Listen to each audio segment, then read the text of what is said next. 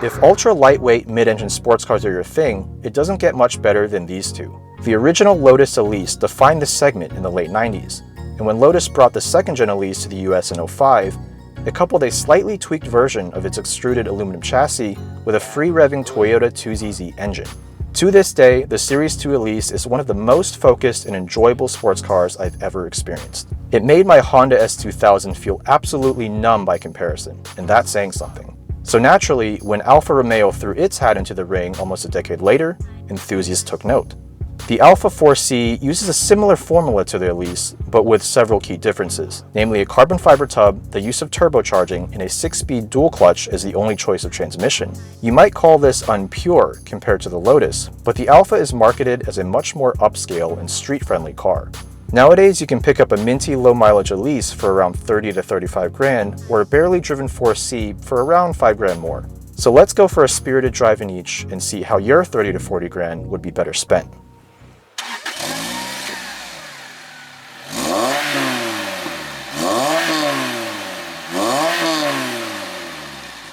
This particular car is modified, but it's all chassis mods. The engine is just the stock Toyota 2ZZ, 1.8 liter, making about 190 horsepower and 130 so foot-pounds of torque. This car weighs less than 2,000 pounds, 1975 to be exact.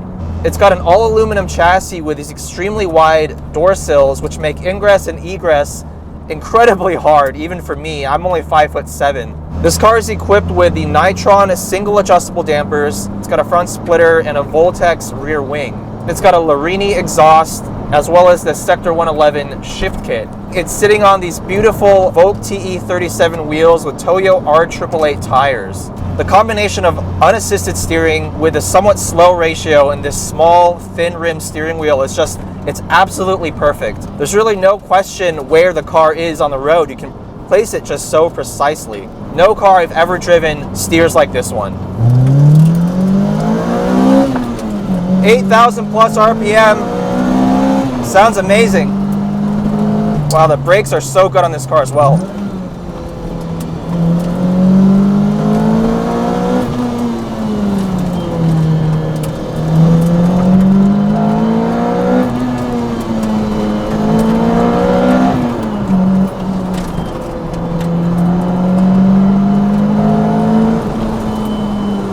This car has an open differential. It does not have an LSD from the factory, and honestly, I don't think it needs an LSD. The car's so light, it's got sticky tires, it's a mid-engine, it just has plenty of traction. What this car does not have is a whole lot of electronic aids. It does not have traction or stability control. Oh, there's that VVTi.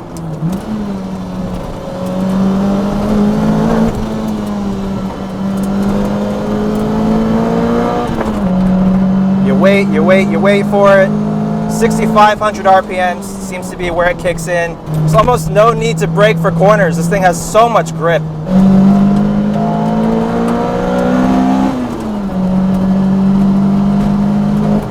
It's just a silly amount of fun. It really is. The whole point of this car is to make the driver smile. I've reviewed over 100 cars, and I'm not sure if there's a car that makes me smile more than this one. Now, this car isn't thrilling the same way a BMW M3 is. You're not just hanging the rear end out around every corner, you know. This one is, it's like a go-kart for the street. It's trying to give you as much grip and feedback as possible.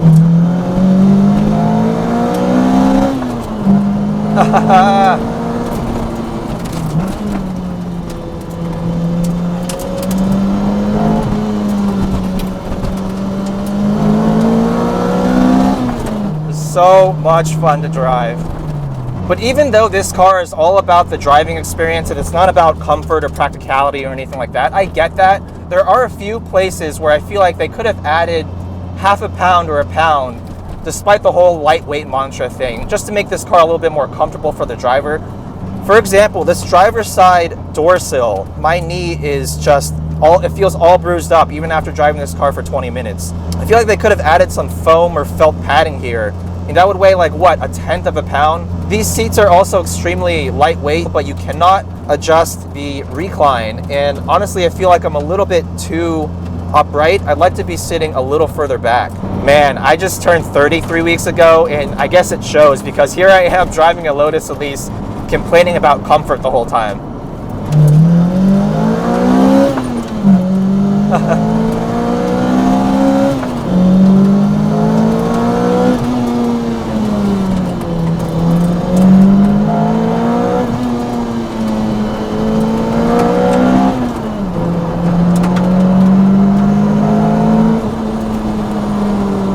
So with that said, let's take a look at the Alfa Romeo 4C. Let's drive it, let's see how it compares. Let's see if it captures any of that lightweight, driver-focused essence of the Elise.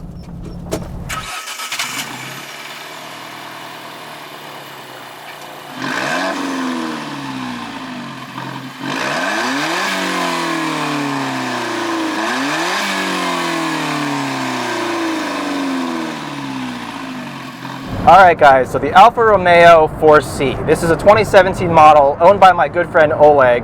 I remember the first time I ever tracked my very first Honda S2000, 5 or 6 years ago. The car that I followed for about 5 or 6 laps at Laguna was an Alfa 4C. It was the first time I had ever seen one in person. And I just thought to myself, that has got to be the most beautiful car ever made that's not like a Ferrari or some other ultra high-end exotic. But what about the way this thing drives? Because Alfa is relatively new to this lightweight mid-engine sports car segment. Can the 4C really compete with something like the Elise for pure driving enjoyment? So this car is powered by a 1.7 liter turbocharged inline-4, as you can probably hear, and it makes 237 horsepower and 258 foot-pounds of torque. Now compared to the Elise, that's literally double as much torque, and it makes it much lower in the rev range. This car has a carbon fiber monocoque, and yet weighing in at just under 2,500 pounds, this car is a full 500 pounds heavier. That's like having two super heavyweight boxers strapped to the hood of the Elise. But you know what? I also feel that difference in weight in a good way. It's actually a lot more compliant. There's a lot more sound insulation and sound deadening inside the cabin. This car is not completely stock. It does come with the Akrapovic exhaust, which is baffled and will open up in race mode. And it does have Bilstein coilovers. Now the interior design of the 4C is very Spartan by modern standards, but it does have very nice material quality. This stitching on the leather on the dash is really nice. The steering wheel has a really nice feel to it, despite the little ergonomics thing I mentioned earlier. These seats are beautiful. They're exquisitely designed. I love the color. But enough talk about that. Let's see how this thing drives. Put it in race mode. So that will disengage the traction and stability control. It will force you into manual shifting mode only from the 6-speed dual clutch. So it'll actually bounce off the rev limiter if you don't use the paddles. Wow, that's fast. It's a lot quicker than the Elise. Wow, these brakes they require a lot of pedal effort.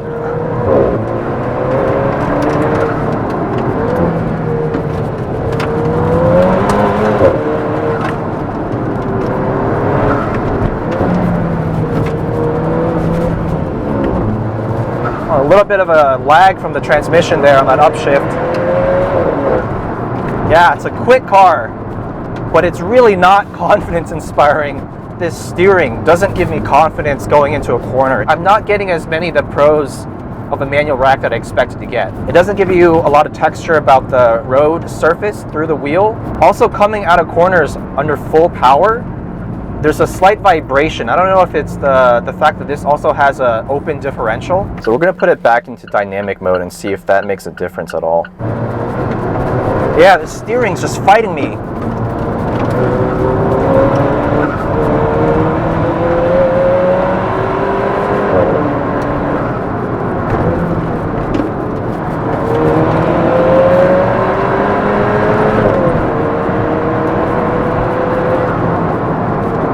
Hit some pretty good speeds on the straights.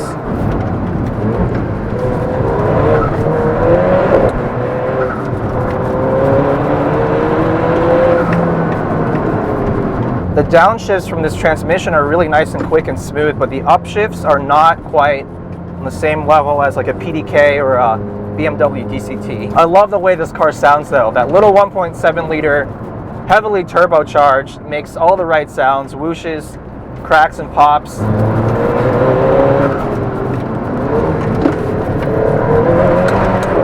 So you notice there, I don't know what it is. Maybe it's that open differential, but the car it chunks. on the way out of a corner. There it is, that chunking coming out of the corner.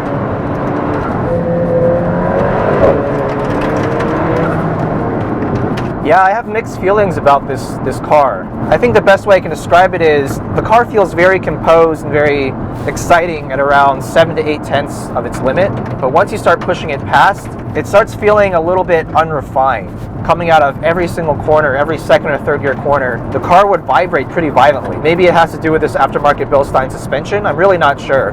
I think the Elise definitely feels like a more focused driving experience. It's more nimble, it's more precise. The Alfa is a bit of a compromise, I think. You get a lot more creature comforts. The ride quality is a lot more refined. There's much more sound insulation. And like I said, up to 7 or 8 tenths, this car is a lot of fun.